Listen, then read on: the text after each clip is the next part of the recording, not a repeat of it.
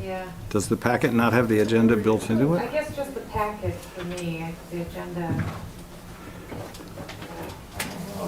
Agenda? I got it in front of me. I'm counting on that screen doing everything I need. Okay. Yeah, that's what I'm on Is that a about. doll-y picture or a real? Oh, that's okay. Amelia took it in our front yard. Oh, Isn't that just mesmerized? Oh, it is beautiful. Fractal. I can share, yeah. Okay.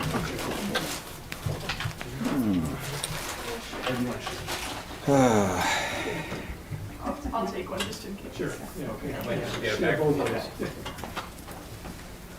Oh, look at that. And it just now recognized my little flash drive and let me open my document. Perfect timing because you have All right. 40 seconds. Maybe. Oh, not according to my watch, my clock. Do we need to go from, Looks live, I'm not sure we do. But There's a red light I'm guessing on. because they're short staffed, we're probably good to go. Are we good to go, Cortland? Okay, great. super. Well, welcome everyone this evening. Thanks for joining us. I'd like to call to order the regular meeting of the Environmental Commission of the Charter Township of Meridian for October 5th, 2022. It's 7 p.m. and my agenda just disappeared. Luckily, this one is here. Since we haven't met in some time, I was hoping, just for the sake of camaraderie and reacquainting our television audience with who we are, we might do an extended kind of roll call. I'll start. I'm Bill McConnell. I've been on and off the Environmental Commission since I got to the township in 2005 and have served a couple terms as chair and am a liaison to the Planning Commission. Ed. I'm Ned Jackson, and I've been on and off the Environmental Commission since Before me. 2000 or so, I don't know. And I've served a couple of rounds as chair, and I'm a chemistry professor. Thank you. What else? That's it. That's plenty. All right, I'm Tom Frazier. I've been on the commission, I think, around 2 years now, give or take. Also serve on the Green Team, and sort of recently retired from the Michigan Townships Association. Thank you. And Anna Colby, I have been, now, let's see, how long have I been on the commission? Less than 2 years, more than one. I do food policy, program evaluation, policy research, and consulting. My day job. So glad. Val? Val Lafferty, I'm retired. My previous life was an appraiser and attorney. Many years ago, I was on the Meridian Planning Commission as well as the old Cable Commission, and it was a cable commission. And I'm working on the food to composting, which is a kind of a subset, and as well as the energy team. So. Yeah, I'm John Sarver, and I've been on for a little while now, not as long as Bill and Ned, but I'm also on the energy team as a volunteer. I'm Emma Andrzejczyk. This is my first meeting here. Hopefully I'll be the student representative, but I'm a president of Earth Club, so here just to check out what's going on. Welcome. Thanks for joining us. Well, I think we figured out earlier that constitutes a quorum, so we can get on with that. Our first item of business is public remarks. Seeing no members of the public, they cannot make remarks. So we'll move on to the agenda. Did anyone want to move adoption of the agenda? That was moved. So moved. Second. Thank you very much. Any further discussion? Any objection? Hearing none, the agenda is approved as circulated. How about the minutes? Do we like to move adoption of the minutes? Also move. I'll second it. Thank you, John. Any discussion of the minutes? There were a couple of phrases I didn't understand in the paragraph under energy. It just, I think something didn't get deleted in the editing. It says the statistics on greenhouse gas reductions were misused with reductions as several major, anyway, it was confusing. And so I'd like to see that Okay. re-articulated to say what it meant to say, whatever that was. Where are we in the minutes? It's under the, it's 3 paragraphs down, whatever, under the Climate Sustainability Plan updates, under the energy header. It says, Sarver mentioned the statistics on greenhouse gas emission reductions were disused. Discussed. Which I'm sure it was discussed, right, exactly. So, but then the phrasing keeps on being confusing. So anyway, I just wanted to see that paragraph reviewed. And I feel very confident that Leroy can do that without our further help. All right. As a friendly amendment to adoption of the minutes, I had also heard from Vice Chair Garcetti that under the water management section, since most of the other document is addressing us by our last names, that lack of formality is a little bit inconsistent. So if that can also be changed. Any further issues with the minutes?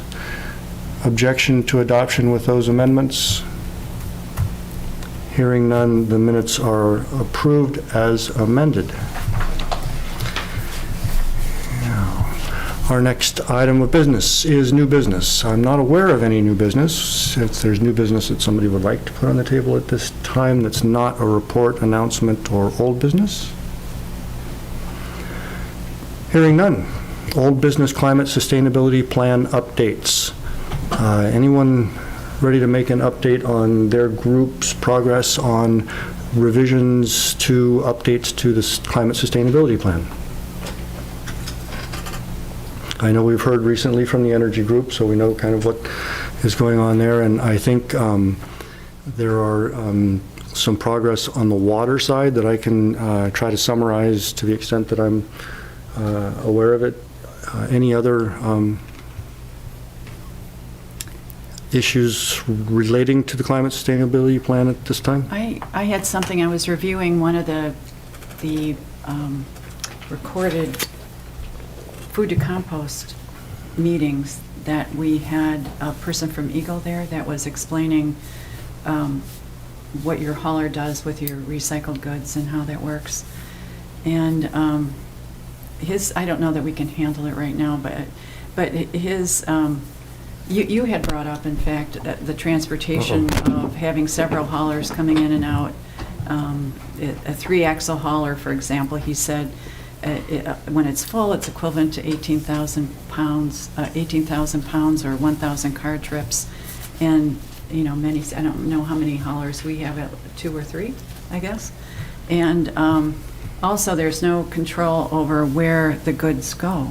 And if they own their own MRF or which stands for Materials Recycling Facility? Yeah. Mm-hmm. They might haul it a long distance to get there because they own it, or in fact, Granger, according to him, and that was like a month and a half ago, Granger takes all of their recycled goods all the way to Traverse City, and they do whatever they do. Whereas Intero, who's there's a MRF in the Lansing area, actually breaks it down and sends it to the different, whoever wants it.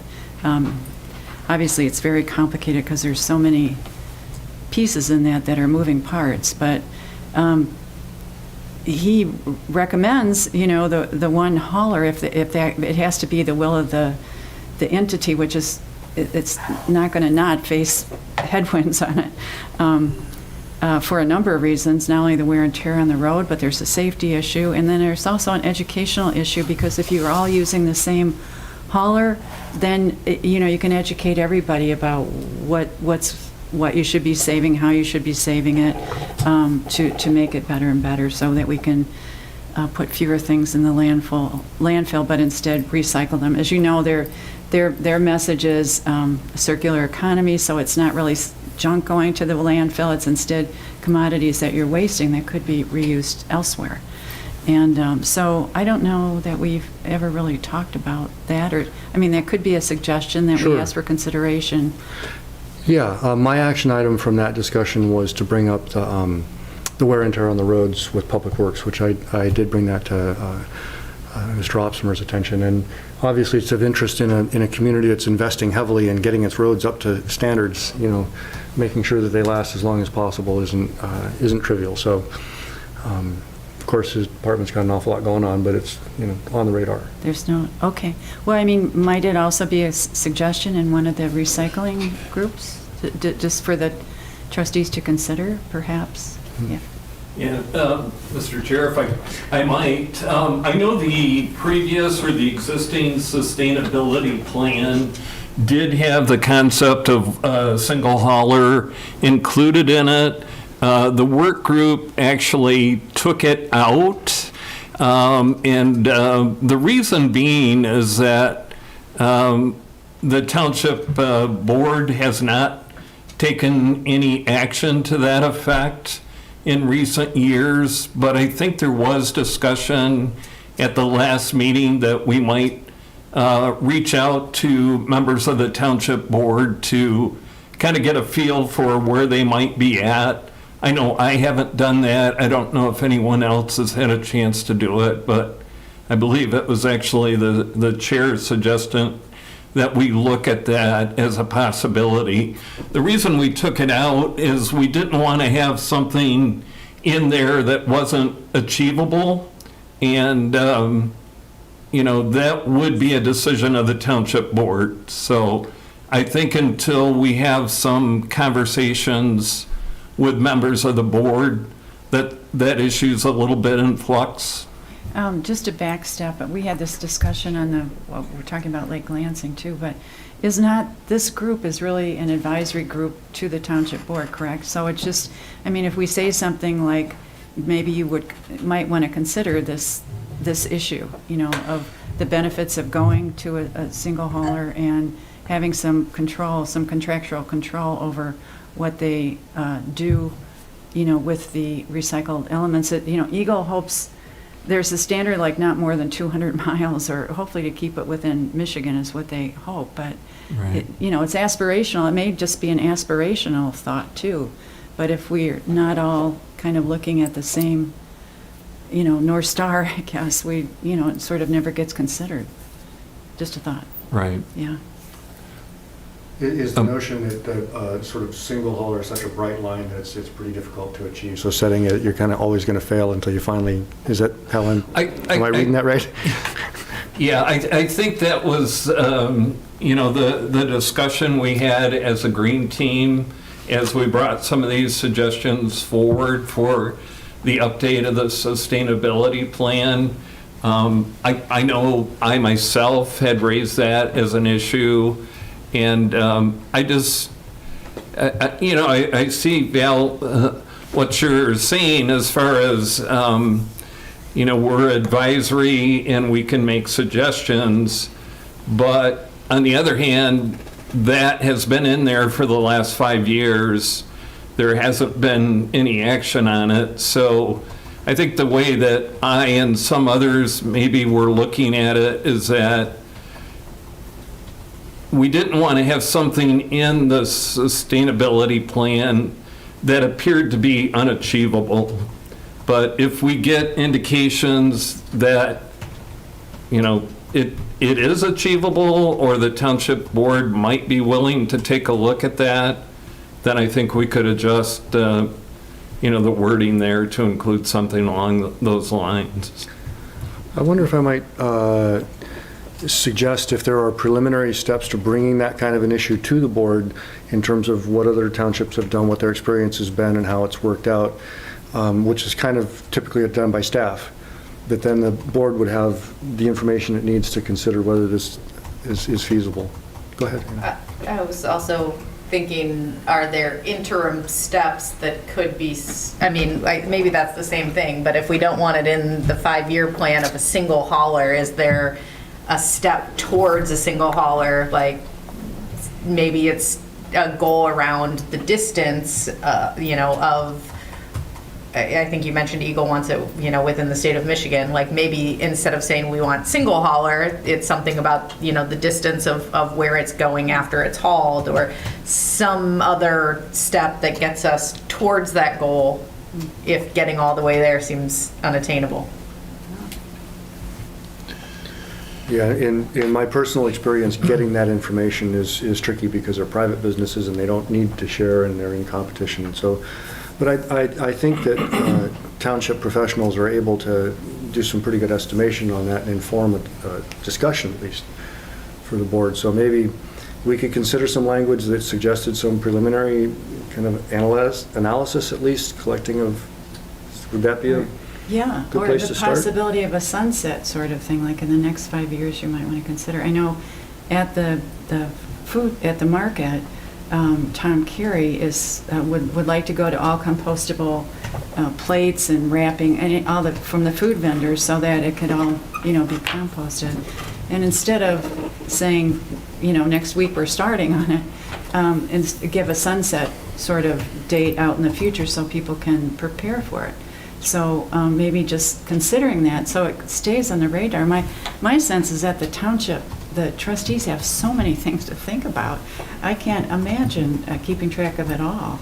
And each one of our different areas is so complex, So I think just, kind of, if it's clear that there's a direction out there that looks like it's the best one, maybe unachievable right now, but at least keeping the dot out there, is helpful. I like the suggestion too of comparing to other townships. Do we know of any townships or any communities at all that have, That question gone was this route? asked of Yeah. our speaker, and he didn't come up with Yeah. any. He just, Yeah. Even a recollection of prior township discussions, because it's not the first time it's been kind of circulated, and it, like you said, it didn't happen, and there were reasons why it didn't.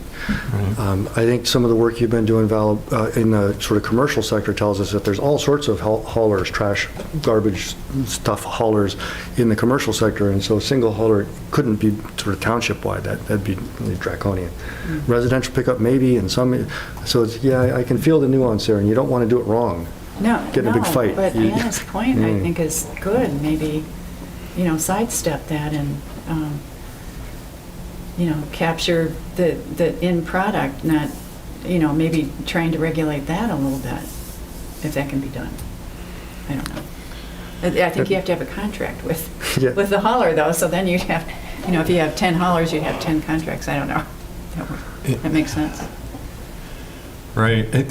I guess my only comment on that, I think it's a good idea, but again, I'm not sure. We kind of have a particular situation here in the township where we're reliant on two major private haulers, and I'm not sure we can put stipulations on private haulers unless there is a contract. And at this point, I don't believe there is, so. So having those issues clarified would be really helpful for us trying to decide whether that's something water we want to swim in again, or whether we should, how to go about that. It probably requires the township attorneys to weigh in a little bit, don't you think? Instead of wasting time. I I don't know, maybe that's premature. Well, I mean, I guess I don't know enough about how they're secured. Like, if there's a contract with the township, then you would think if, you could put in some stipulations, right? Right. Or if there is a fairly large private market, right? If you were, I don't know how this works, but if you're putting out an RFP or something, and put in a preference you could put in a preference for some of these things, but that just depends what the relationship is with the township, which I don't know. I don't know if it, being a hauler in a municipality, I don't know if it requires some kind of an agreement with the city. It does not. But could it? Are there places where it is done? I imagine the township would have to take the initiative to say, you're hauling here, there needs to be, so it gets pretty attenuated from the environmental commission, I guess. I don't know. Yeah, John. Well, I'm wondering too, I like the idea of checking to see what other local governments have done, and, you know, we're not a typical township, obviously. We're a charter township with a pretty good-sized population. And I know there's other townships like that. So maybe there is half a dozen or maybe even fewer townships like us that's a more manageable task for staff to maybe check with 4 or 5 just to kind of see what, you know, Canton Township and Delhi or whoever, what they've been doing and what their experience has been. Exactly. Yeah. Yeah, I suspect that information would probably be available through DEQ with the state. They would know if particular local units of government have, you know, single haulers in various units of government. So that might be a good starting point. That makes it even easier, just to, yeah. Right. Yeah, go ahead. There's a parallel discussion going on regionally about a waste authority that might fit into this as well. There's also discussion with Granger about an agreement that they would like to strike with us about maintaining free market waste haulers situation in exchange for supporting a new recycling center location that they, and we've talked about this before, but What does that mean for you? well, just competition, so that waste management, I think Granger has a corner on the market right now. In effect, they're a single hauler for the township to a large extent for the residential service, and they don't want us going out to bid necessarily for a single hauler. So then there is a contract. I mean, there could be a contract. There could be a contract. Yeah, there's not, but there could be. But anyway, there's, I think researching this further makes a lot of sense, and just discussing the pros and cons, and also sort of keeping a sense of what's going on regionally with the waste authority. Who is heading the waste authority? I know Lansing's involved, but I don't think there's been a lot of progress made so far. Is it part of the CASP group? Is it an extension of that, the regional? No, not necessarily. I mean, everyone's overlapping circles, so I'm not sure who else is involved. On that discussion, that the Eagle guy said that WM, Waste Management, is that the name of the company, also has a significant presence, and he believes they pick up and take to Antera that breaks it down. So I know I see Waste Man, and we've talked about that, Bill. We see them. I don't know what percentage of the business they have. I don't see them that often, but. I think one of the concerns that Granger would have, or any other company, is that, and I don't know if this is common now or not, but Waste Management, because of their size, they can go in and give a low bid, and once they get into a community, then prices go up. But a local company like Granger has difficulty doing that. That's not to say that we wouldn't maybe gain some advantages. It's a complicated thing that would be worth looking at. And I don't know that we necessarily have to include every scenario in our climate action plan. You know, like for this tall grass ordinance that has come up before the council recently. We didn't necessarily have that in our action plan, but we can bring breaking projects or important projects to the commission as we go.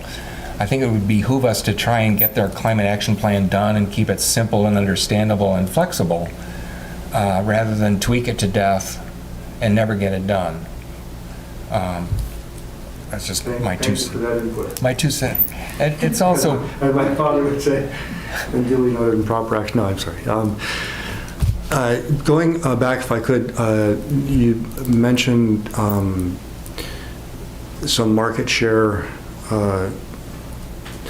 information that you might have. If that can be shared, I think it would be useful in understanding. I mean, I think, as Val was referring to, that it's when those two services overlap spatially that you get twice as many trucks driving up and down the road, and that's when you get wear and tear. How to regulate that, if you possibly could, as a whole. But understanding what information we do know about which haulers are operating to what extent, I think should inform the discussion to the extent we know it. Yeah, I don't know that there's a whole lot of detail, but worth looking into. Great. That was a lively discussion on one aspect of the climate sustainability plan. We've heard from the energy team. I had proposed at one point a working title for something that was kind of organics and food waste. It was something around food security and organic recovery, and it was really ugly, and I didn't, but that's kind of where I've been thinking these days. If anybody would like to speak more on that topic, we can. Otherwise, I would give a very tiny update on the water section. I hear crickets. I was hoping to attend a meeting that was scheduled this afternoon by Dan Opsimer with Courtney Wazinski and Kendra Garceshi, and I couldn't make it. I don't know if that meeting happened or not. I think there was talk about really mainly the issue of getting, as we had asked for, Department of Public Works input on the sections of the water plan, the water supply and the water, filtration and all that kind of technical stuff, kind of that we already have, getting that information together. And there was talk of bringing the drain commissioner in. So it feels to me like the staff is taking a big step in figuring out what they think the water section, water wetlands section of the climate sustainability plan would look like. And I had high hopes that somebody would come and join us tonight, but it was really very late notice. So hopefully maybe in November we might be able to get, hopefully Trustee Wazinski will be able to join us and give us her perspective if she was there. If not, Assistant Manager Opsimer maybe. Any other old business climate sustainability action plan?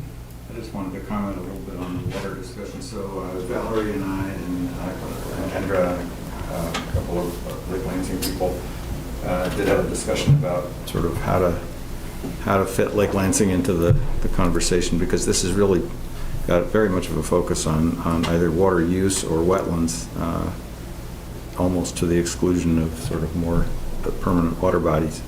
And there are issues with Lake Lansing, but as I was looking through this, besides the fact that I think at least what came out in the packet could well be condensed, I feel as though we're creating so many objectives and strategies that it's sort of getting diluted.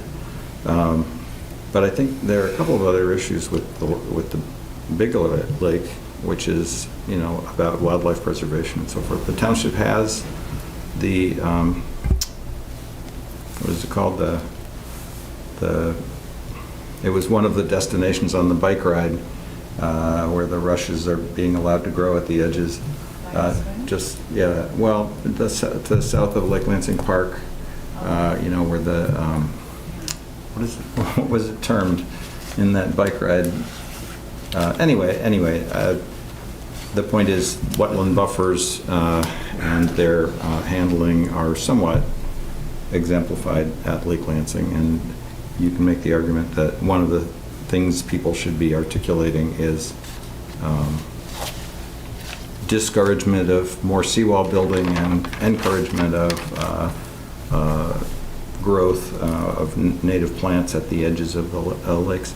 But one of the things that in going through this whole document I feel as though is really missing is a single mention of invasive anything.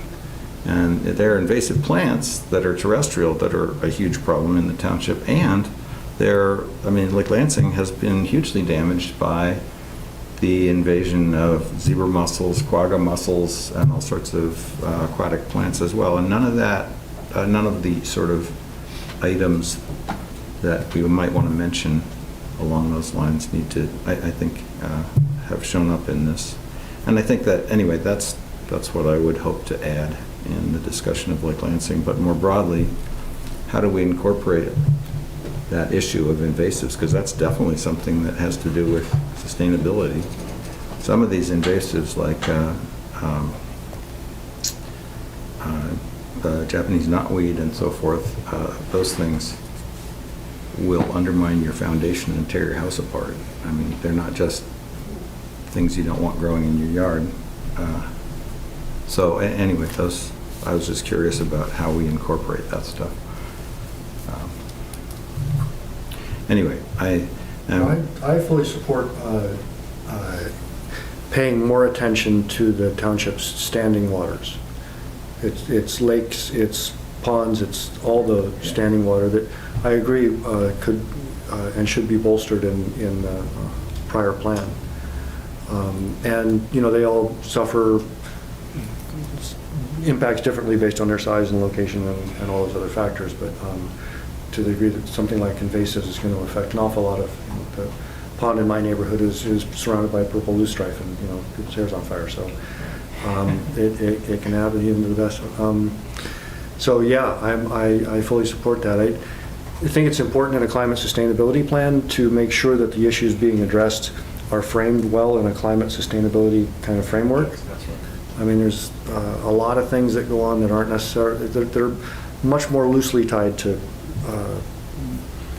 the overall goals of this plan than some others. But certainly we got to think about how we're going to manage all of those lakes, ponds, reservoirs, you know, vernal pools and all of that going forward. Any other final comments on climate sustainability plan? Second bite at the apple, go ahead.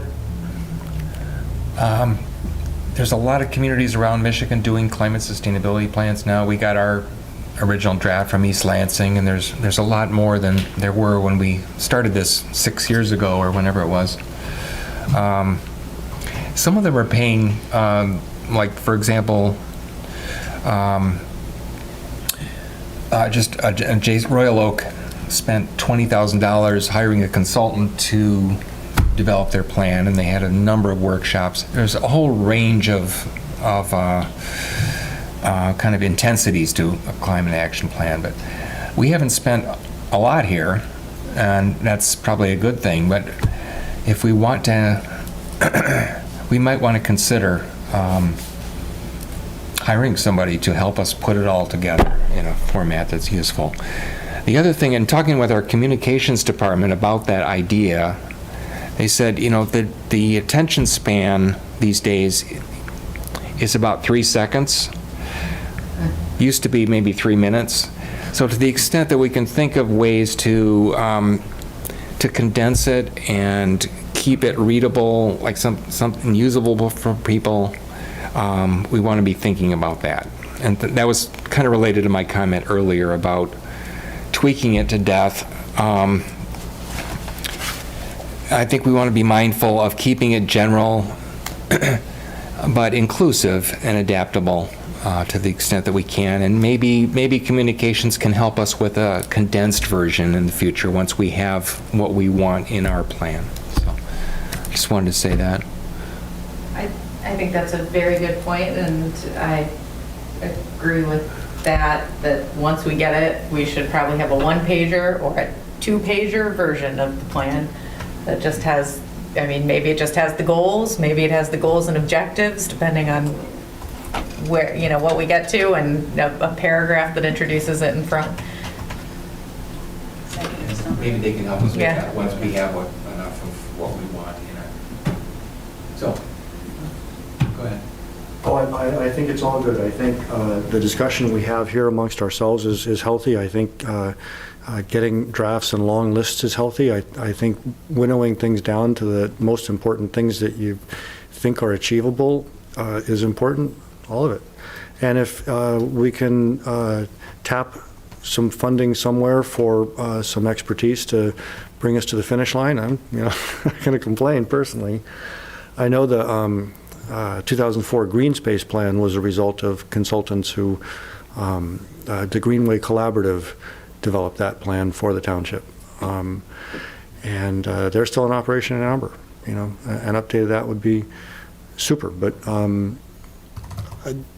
probably would overlap with what we're doing here. So if that could be a single effort, I'd be really up for that. And if you're also aware of other firms that are providing that expertise to our partners around the region, please, Let's find out. Give us a number. What are we asking for?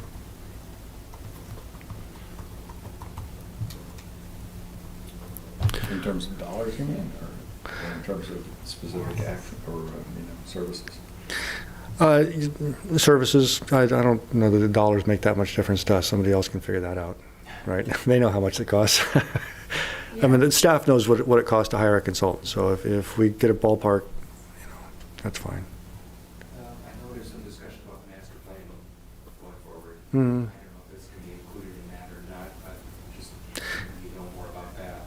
Yeah, I do, and it was decided not to hire. Okay, yeah. To make an internal revision and a simplification, so that's fine, it's still pretty valid. It just needs little tweaks. We haven't done anything like that since 2004, has it?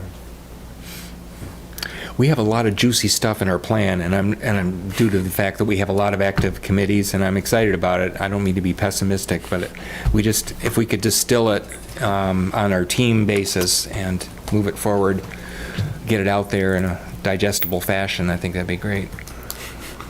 I'm sure you all share that goal. All right, moving on to reports and announcements. Anybody have any liaison reports or work group reports that we haven't covered so far that they'd like to? Yeah, John. Well, the energy team did meet this past month on the 15th, and Roger Eberhard brought to the team that there's a EV Smart Communities assessment checklist, which he suggested the energy team use, which basically would allow us to kind of think in a broad way about the community and electric vehicles and charging. And so we thought that was a real good idea, and so we put it on our agenda for the next meeting coming up to kind of use the checklist just to have a broader discussion of what maybe we could be doing within the township. Because, the fleet stuff, the Consumer's Energy report was very helpful in giving us direction. It'd be real helpful to kind of have some broad thinking about community-wide, how could we be helpful.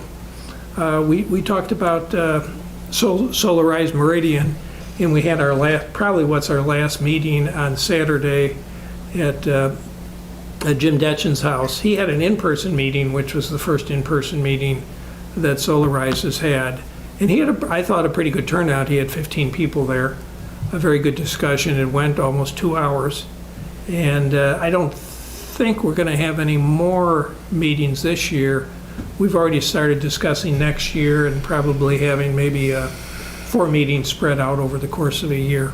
But that's all preliminary discussions. So we're hoping to discuss the EV community assessment this month, and then in November talk about what we might do with Solarize next year.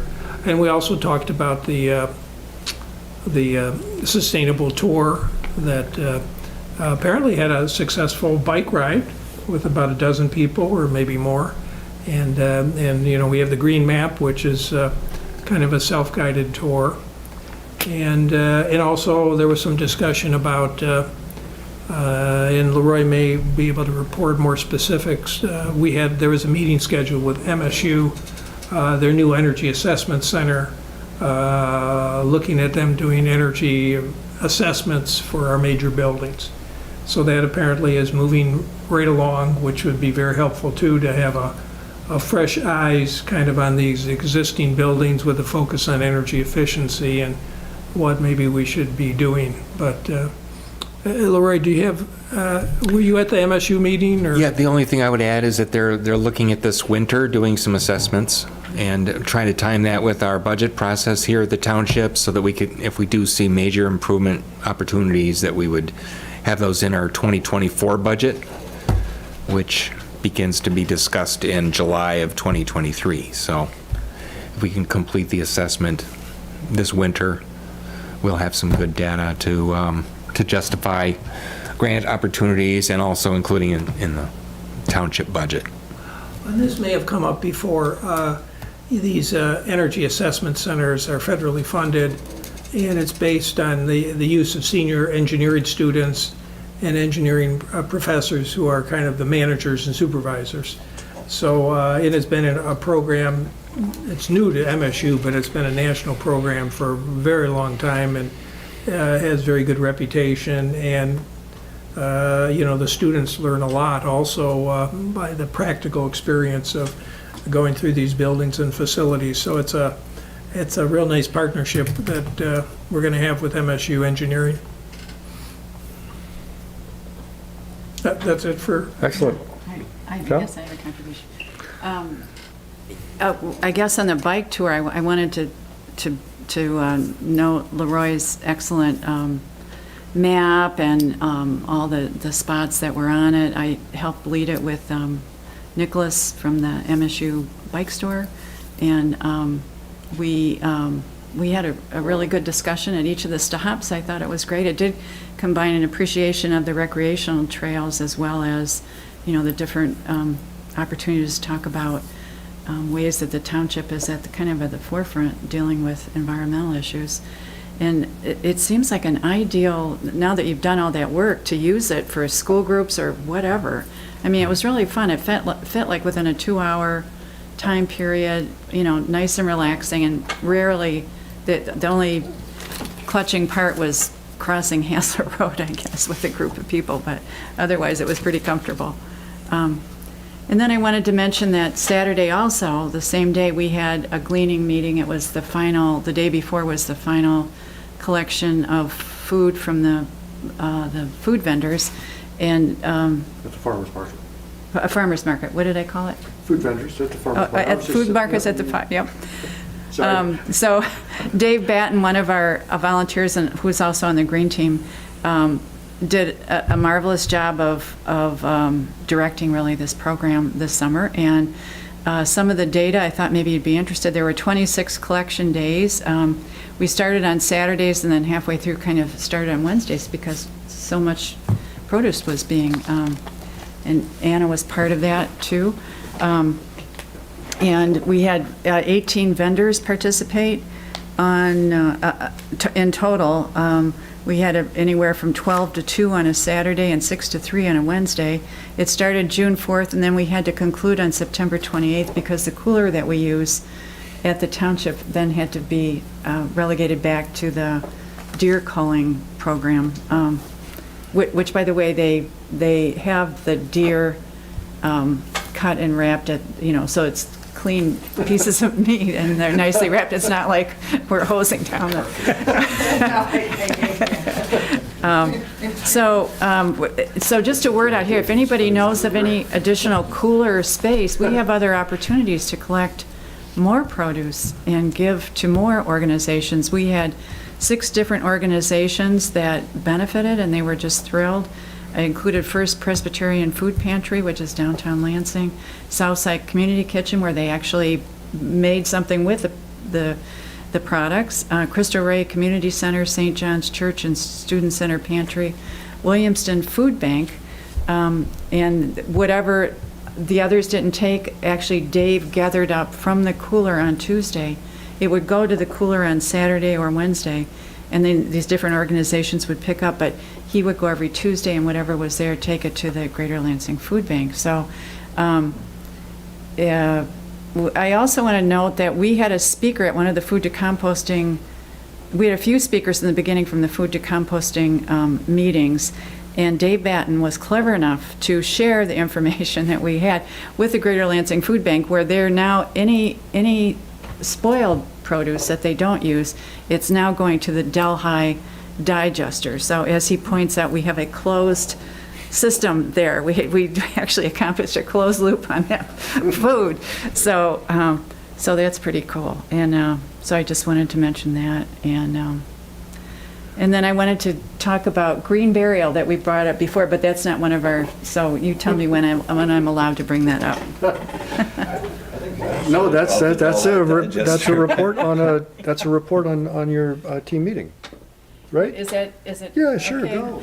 All right, so we've, Gabi Mayer is a active member, volunteer with our efforts, and she actually is an expert on green burial, and in fact, Williamston Township is in the process of converting one of their cemeteries to conform with green burial, which basically means, it's a shallower, it's kind of, there's no embalming fluid and you're not sending nasty stuff out into the air.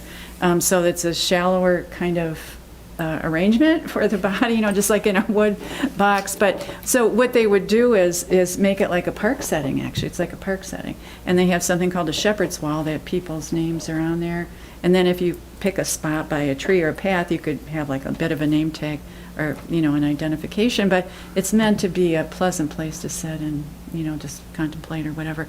So she gave a presentation. Leroy had her on Green Dialogue, and we used that recording quite a bit. And we sold the whole concept to the League of Women Voter, noting that they have the right demographics, which I being one of them. I know. So there's a program coming up. It will be at the Okemos Library, and we've talked about partnering with other organizations. That means to get our name out as well as use our communication channels. And so I'd like the permission to say that we will partner with them to put on this program, if you think that's okay. I mean, we've talked about partnering too, I think, in different ways, that it's, that's a smart way to operate. Yeah, I love the concept. It's worth considering whether there's a dedication of staff time or if it's merely our own selves. Yeah, I think there would be a little bit of maybe sharing a logo, I thought, and maybe they're willing to, print up and do some things, and maybe we could use our channels of communication. You'd have to. If we were going to Yeah. partner in media, it would have to go through the communications department. Yeah. And they would decide how we would be represented. Yeah, and I think it's November, so there's plenty of time. They also asked about the possibility of recording it. They used to have someone that would record it. Apparently they no longer have that because it's a remote location. I don't know if maybe home TV would, we can talk about that after. So anyway, I just think it's a great way to sort of, really maximize the goodwill and the message and so forth. So, thank you. Thank you. Well, I would think, for us to co-sponsor that is kind of a real positive thing, and how much we can do with respect to promotion remains to be seen, but certainly we can do a lot.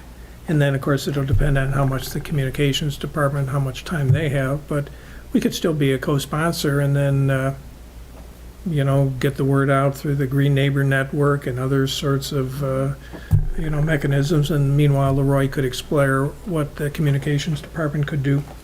Beyond the Green Gazette. Right. Yeah. Right. So, Yeah. cool. What else we got? Reports. I can tell you that the Planning Commission has been relatively quiet of recent times, and a lot of what is going on, again, is in response to the existing master plan, which calls for simplification of ordinances. And so there's been a lot of very deeply bureaucratic discussion about ordinances and signs and others that are actually really tricky, because there's a lot of exceptions and things.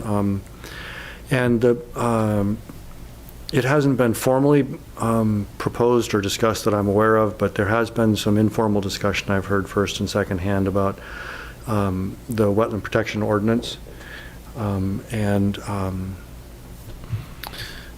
There's obviously going to be a variety of thoughts on that, and I haven't heard a proposal, but I have noted that there have not been wetland use permits for many years. Basically, since our new planning director arrived, there have not been any, and you can read that in lots of different ways, but our packets have been much smaller. And I'm also not aware of an instance where the township denied a permit when the applicant already had a DEQ or now EGLE permit. It's a bit churlish for the township to come along and say no. We basically regulate the smaller ones that wouldn't have to get their permit, and so that's kind of the meat of the thing. And just wanted to mention that that discussion is going on, and again, I haven't heard a formal proposal or a suggestion that it be taken up, but I think it's an interesting discussion to have about the lack of permit applications during this time. And if it reflects a long-term trend, then why maintain a regulatory process? If it's a blimp, then why not? Or is it that because of the ordinance, the applications that are coming to the township already take into account the wetlands and they don't plan to disturb them, so they don't have to bother, right, applying for another permit? Just draw it this way. So the only people who really can answer that question, I think, are our planners. So when it comes to discussing any changes to that, any permitting, they would be the ones who would be advising us on what they currently do and what kind of success our current regulations are having. So I put that out there for staff to see if there's a time when the Planning Commission could, if they're having that, if they'd like to have that discussion, if they're interested in joining for such a discussion. That's an interesting speculation or observation that you, because you have the state, taking care of things that are a significant size, and you have this requirement for smaller bodies or smaller wetlands. So, yeah, I could see how it. That's the policy. Well, policy. As a township. Yeah. And in fact, if something is destroyed, it's supposed to be replaced, or, At more than one to one. At more than 1 to 1, yeah. And our consultant has told us that they've never had to use the bond from any of those contractors, that they've all performed to specification. Those specs, yeah. So from that aspect, the remediation is working and the avoidance of disturbance seems to be working. So, but that's just my own perspective. I'd like to hear from the folks at the front desk about it.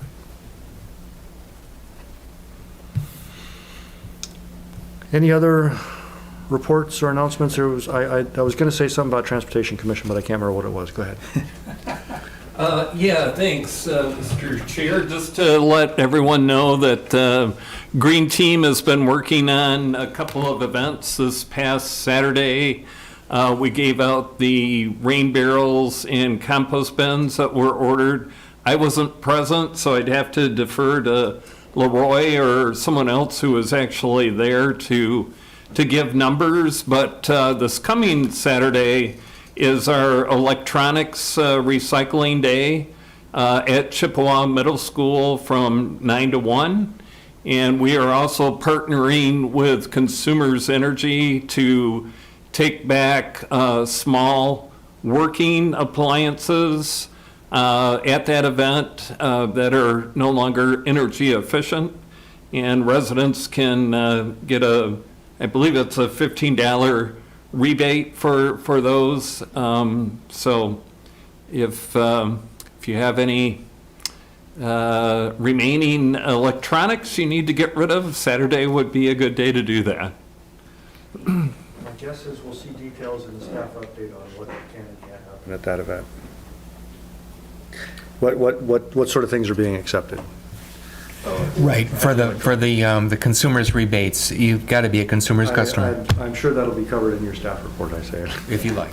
Yeah, go ahead, Ann. This is not related, well, it's related to our food and compost work, but not directly involved. But as you all probably know, local foods tend to have a smaller footprint in terms of they tend to be more sustainable. And the East Side Lansing Food Co-op, formerly the East Lansing Food Co-op, reopened today. It is now in the Allen Place complex, so by the Allen Neighborhood Center, and it prioritizes local foods. So I think that is a promising step towards the local food economy in the area. And its president is Sally Potter, who is somebody who will not allow something not to work. Yes, she is the manager of the co-op and the grand opening. So there was the soft opening today, And the grand opening is Friday at 10 a.m. if you all are available to attend. Thank you. Thanks for that announcement and reminder. Hang on, Lucian. Did you have anything you wanted to share? I don't think I have anything right now, but if there is something, I can bring it up. Thank you. Yeah. Go ahead. Boy, I got so taken away with describing the cooler, I forgot to mention that the total pounds collected was 4,740 pounds of produce, which was given away. It was a high of 519 pounds on one Saturday. Wednesday's high was 140. We have 21 volunteers in the gleaning program, and so it's been successful not only, I mean, for a number of reasons, and the volunteers are just are wonderful, and would like to do more, and I hope we can expand our programs a little more in different areas, like maybe collect a little longer than September 30th, if we could find another cooler or another way to, but it just, it requires like one more person that's willing to sort of shepherd that through. And we're really conscious of trying to create a program that will continue on its own when somebody's not there. Like next year, Dave's hopeful to find a co-chair to do it, and so that we can build in some bench strength, I guess, to keep going. So, thank you. I just forgot that. Sounds like I sort of wish the old L&L building, which surely has ancient coolers in it, could be fired up again for just some corner. Strike that for the record. I don't know. I've always mourned that as I went by it. I can just briefly say that the Brownfield Redevelopment Commission or Authority met actually twice since we've met, and mostly. So 2 items. There's the Pine Village, which is the construction that's on the west side of that, the old L&L parking lot and so forth. That's underway. You can see, if you go by there, pieces of the new buildings, which are going to be basically retirement housing, are beginning to go up.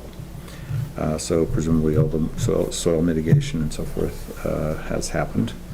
One of the meetings was primarily focused on essentially separating that from the area of that project from what's going to happen with the rest of the overall parking lot and business area there, which is still being worked out. And then the other was just a review of where we are with the Okemos Village project, which partly because of delays and so forth was a little bit restructured, but not sort of qualitatively different from the original plan. They put in some more parking. They've changed the layout of the parking a little bit, but to a first approximation, it's not significantly different. So, And it serves as a wonderful staging area for the bridge project. yeah, They're really lucky to have that space to at the moment, lay all that's that right. stuff out. So, With all their yeah. equipment there. Am I allowed to ask a question about the energy efficiency section of the? Well, I guess it's the sustainability plan. It's kind of at the bottom of the. It's underneath Environmental Commission meeting August 3rd in our packet. There is a comparison. It's. What page of the packet are you on? I'm on the page that has the graphs showing energy usage What for the page? different buildings. The page in the PDF is number 4. Yeah, so, yeah, that one. So what I was confused by was the overall baseline year of 2018 and our improvements since then, the decrease in energy usage, energy intensity to 2021, and then the comparison to the national median. What I was confused by was the graph below that, where those same measures are applied to a variety of different buildings. And what's confusing me is simply how do we define the national median for example, the Snell Tower, Towar Rec Center? Or, I mean, in other words, where did those black bars come from? It's not a criticism, I just was trying to understand it. As I was looking at it, I was going, I don't know where those, how the suitable reference points for those graphs. And can we put a pin in that for our next meeting so the folks who put that graph there can go and look at the source? Exactly. Super, thank you. I think I know, I'm not 100% sure, because this is, you know, a federal program, a benchmarking study, and the federal government does do surveys. And so they have energy use data for all sorts of building types. And so the median national median is coming from the federal government. What can get tricky, though, is whenever you get into categories, you could have something fit into a category that might not be the best fit. Yeah, that's what I was curious about. Right. The assignment of the categories. Right, yeah. Okay. So that's the feds have come up with these categories for different building types, and they're meaningful, but one has to, every building has specific uses, specific history, and so, you know, it gives you an idea, but it's nothing super definitive. Okay. Yeah. Yeah, I was just trying to make sense of those numbers. All right, thank you. Well, during that course of that discussion, this screen went blank and this screen went blank, so I've got no idea where we're at. I think we're at staff report, so maybe that'll reinvigorate my display. Yes, we were at reports and announcements. Right. And I think we were done with commissioner report, so staff report would work? Does say staff update right here. I guess I already gave my staff report, my report was more appropriate as a staff report, so I'll No, leave that's mine fine. there. That's happy. I'm happy. We're not going to put categories because then we get out of whack. You have something you wanted to share? Okay, I want to encourage Emma to chime in because Emma was at our last Green Team meeting, and it looks like she's doing a great job taking over the Earth Club, and appreciate the help recruiting volunteers for the recycling event because we've filled up. I think we've got 70 volunteers signed up for Saturday. Hopefully we'll get some people out there. Yeah, I know a bunch of Earth Club people signed up for that, and some high school students, so I think that the youth will be pretty involved with that event. So That's awesome. Yeah. So thank you. And also, I got a nice email from one of the Earth Club members about their interest in starting a podcast. Yeah. And I don't know if you want to mention that. Yeah, so Earth Club is trying to start a podcast. There's an activism committee, which is like a subgroup of Earth Club because we have quite a few members that we are separating it into committees. So there's this one member of the activism committee that is really passionate about starting a podcast and possibly talking just about like what the high school is doing with like their environmental actions or just like informational stuff, maybe about wetlands or just stuff like that. So, yeah.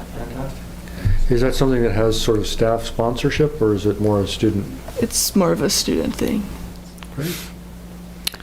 And I also heard, Wynn, that they're interested in doing some more composting. Yes. That might be of interest to Valerie and Anna. And I don't know if you want to give a just brief overview of that. I know you're probably not on all the committees, but... Yeah, so I've been kind of like recycling and composting would go together. So I've been trying to get a hold of the custodians, but I haven't heard back from them. So once they respond back to me, we're going to try to start to set up like a compost out with the cafeteria staff. So with like the produce that they have in there, if there's stuff that they can't use that goes bad, we could compost that and turn it into like soil that we could use in our greenhouse. So, yeah. Do you all do any food capture? I mean, so what Valerie was talking about earlier is how, you know, we're collecting stuff from the farmer's market and taking it to the food banks. Do the schools do any of that? I don't think so, but I'm not 100% sure on that. Okay. Sounds like a discussion that your group could inform on, because there has been some contact with some of the different schools. Yeah. I'm not sure about OHS, but... There is, and there are certain, I don't know if they're national laws or what about Yeah. how how far can leave from the kitchen, right? I don't, Yeah, I mean, there certainly are federal regulations in terms of the school meal program and, you know, what can go and how, you know, and then just also the regulations of food temperature, like milk and things like that. And who for can do the donation. school and But, Yeah. but there are a lot of schools that, I mean, around the country that do that type of thing where, you know, maybe they have a share table, you know, also for other students that want more food and that will do gleaning and donate. Yeah, so I know like the elementary schools do like the share table, Mm-hmm. and the middle school. I'm not so sure about the high school. Okay. And I think with like COVID right now and the Yeah. pandemic still kind of going around, that it's been difficult to have stuff like that. But that was one of our goals this year for Earth Club, was to try to figure out if we could do something like that with the cafeteria. Very cool. Yeah. so how Well, does if, you know, if it's something you want to talk about, you know, let Yeah. me know. Okay. And, you know, and Valerie. well, you have the technical expertise, so you would be a great resource. So how does how do the Delhi schools work because they're sending the food to their anaerobic digesters, right? They are, and Tom, were you at that group? I that was, went? Okay. yeah. And I was not, so how did that go? Oh gosh, it's been a while now since we had that meeting, but yeah, we met quite a while ago with the superintendent of the whole public schools, and they do have programs in, I believe, all of their school buildings, and it's like 20 buildings, if I'm recalling correctly, where they do collect, and those organic materials do go to the digester there in Delhi Township. But yeah, they've had their program going for a little while now, and you know, it's an awesome program and probably would be a good model for other school districts in the area. was that conversation recorded, do you know? Yeah, I think Dave sort of arranged it offline kind of thing. Yeah, it was, no, I'm sure it wasn't, because there was only like 3 of us there meeting with the superintendent, but We could invite him for a meeting and record it, or, actually, I think Yeah. we should talk. I don't know. Yeah, do you have a contact number or something? Yeah, I can give you something you that. could write Yeah. in, and then I'll give you ours too. Great. A couple other things. The solar system on the carports at the public safety building is going to start on next week. And thanks to work from Dan Opsimer on a contract and the folks from Absolute Solar. Some of you are aware of the Natural Shoreline Demonstration Project at Lake Lansing by Lake Lansing Park South. And that's hopefully going to be approved, the permit for that, a natural shoreline demonstration, demonstrating 4 different types of natural shorelines. That'll be hopefully approved this next week, and probably construction would happen next spring. On a school-related note, I met briefly with Bridget Booth at Hazlitt Middle School, and she is interested in more collaboration, maybe even starting a small subcommittee related to school projects. And she is really interested in outdoor education and wants to create like an outdoor classroom that extends beyond the smaller project, the courtyard project that she worked on through a green grant. But related to the courtyard, she would like to have the Environmental Commission out possibly on October 19th, which I know does not work for a couple of us. That's the day that John's Tesla comes in. But and I'm going to give him a ride. But would any of you be available on October 19th, maybe to do a tour with her and some students in the afternoon at 2:30 or 3? If not, we can maybe find another day, but she'd like to show off some of the improvements that were made in that courtyard. And we might even be able to get home TV there, I'm not sure, but. They did a great video last time. Yeah, they're super.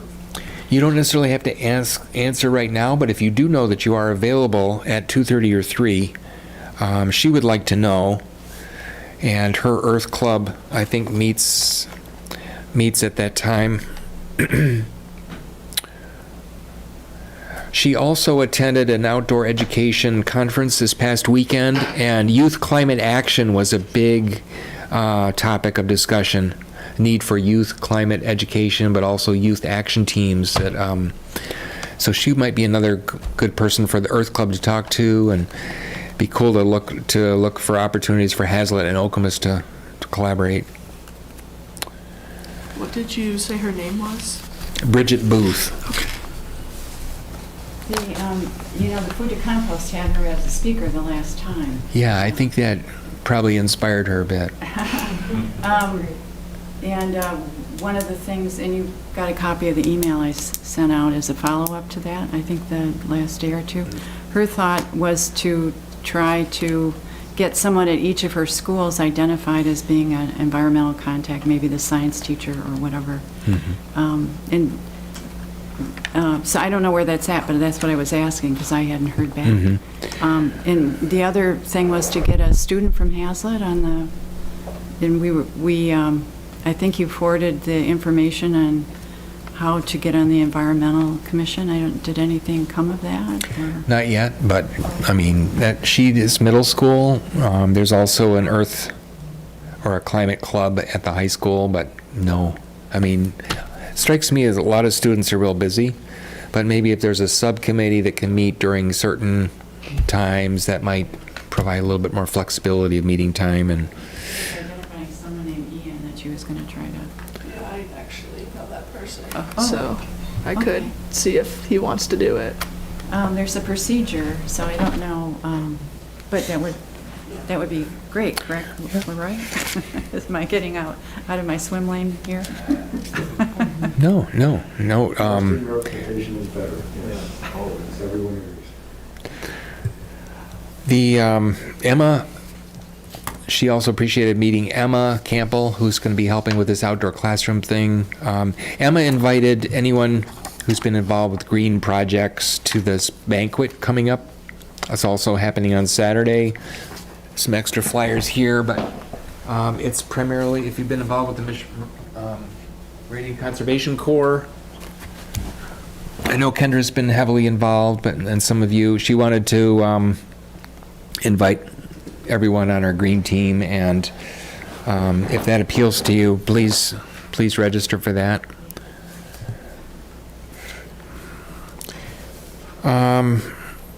I think that's the main stuff that I wanted to share. Great. I'm sure you'll think of 3 other things as soon as I say we're adjourned. Any final remarks anybody would like to offer before moving on with their evening?